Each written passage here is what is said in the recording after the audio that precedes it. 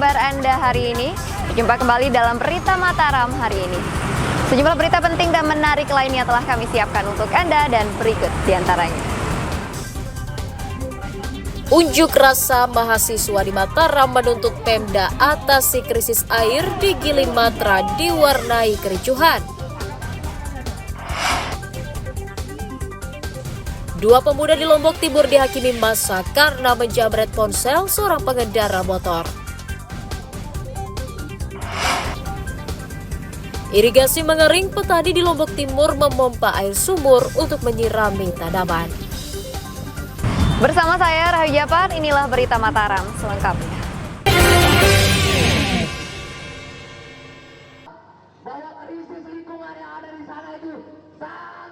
Ratusan mahasiswa perwakilan berbagai kampus di Kota Mataram menggelar unjuk rasa di depan kantor Gubernur NTB Senin siang.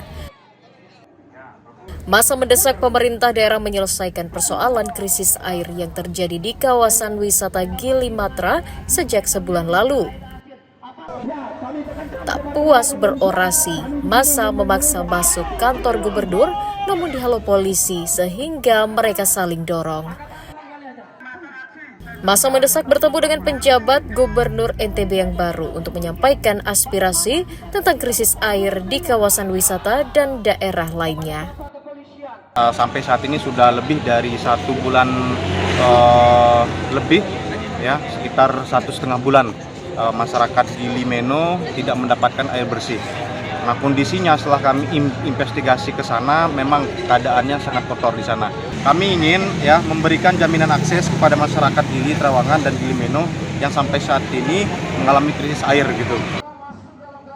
Massa menuntut PJ Gubernur segera mengatasi persoalan krisis air agar tidak menimbulkan konflik dan mencoreng citra pariwisata daerah.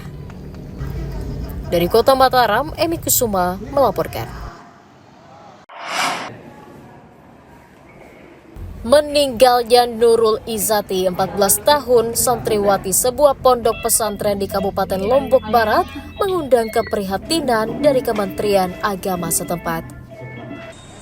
Kepala Kemenak berjanji akan mengevaluasi seluruh sistem pendidikan yang berlaku di pondok pesantren, sekaligus sebagai upaya penyelidikan internal dugaan kekerasan yang terjadi.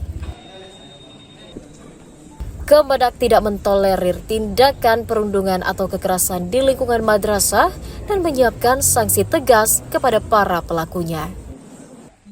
Untuk mencegah kasus terulang, Kemenak mengeluarkan konsep pesantren ramah anak serta menyusun regulasi pencegahan kekerasan di lembaga pendidikan.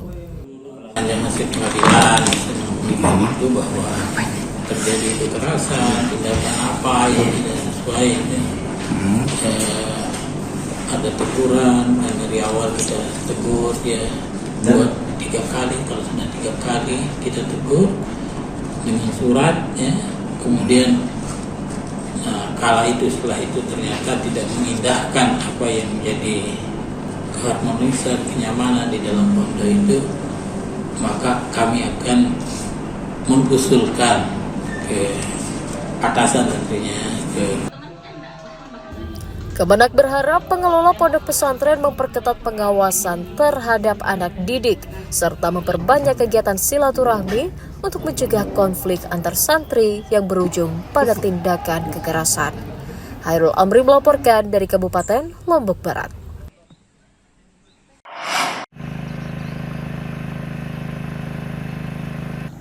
Puluhan hektar tanaman tembakau dan cabai di sejumlah wilayah di Kabupaten Lombok Timur kesulitan mendapatkan air sejak memasuki musim kemarau sebulan lalu. Di Dusun Ambengan, Desa Labuan Haji misalnya, hektaran lahan pertanian mengering dan mengancam tanaman. Untuk menyelamatkannya, petani menyewa pompa yang digunakan menyedot air sumur. Mereka menyewa pompa Rp50.000 per jam dan hanya menyiram tanaman seminggu sekali. Nyiram ini berapa kali dalam sehari, Pak? Minimal 1 bulan itu 4 kali. Oh, 1 bulan 4 kali. Nah, Artinya tidak setiap hari, Pak ya? ya tidak setiap hari, 1 minggu sekali lah. Terus mesin pompa ini nyewa, Pak, atau punya sendiri? Kadang-kadang nyewa, kadang-kadang pribadi. Oh, Nah, iya. kebanyakan tadi petani di sini tuh pribadi, ada yang nyewa. Selain berharap hujan segera turun, petani juga meminta solusi dari pemerintah daerah agar lahan mereka bisa mendapatkan air dari saluran irigasi. Muhtadun melaporkan dari Kabupaten Lombok Timur.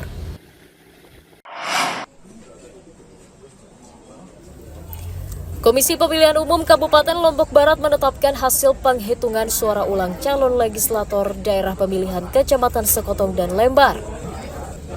Hasil pleno KPU menyatakan terdapat selisih suara hingga 1.345 yang harusnya diperoleh pelapor atas nama Abu Bakar dari Partai Keadilan Sejahtera tidak masuk dalam formulir C hasil. KPU menetapkan perolehan suara Abu Bakar bertambah menjadi 3.614, sementara pada posisi kedua diraih Hadran Afrizal sebanyak 2.269 suara, sementara suara partai sebanyak 544 suara.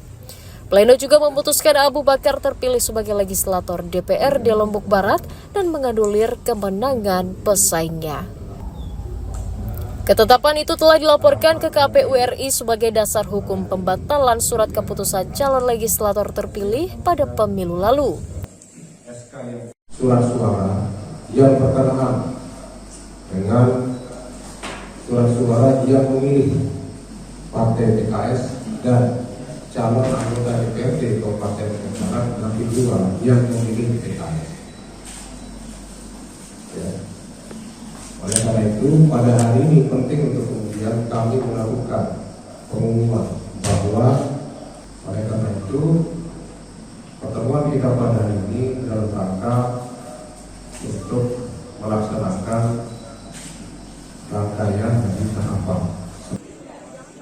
Penghitungan suara ulang digelar KPU Lombok Barat sesuai keputusan Mahkamah Konstitusi nomor 21 tahun 2024 menyusul dikabulkannya calon legislator bernama Abu Bakar Abdullah yang menemukan dugaan adanya selisih suara di 83 TPS di 2 kecamatan. Hairul Amri melaporkan dari Kabupaten Lombok Barat.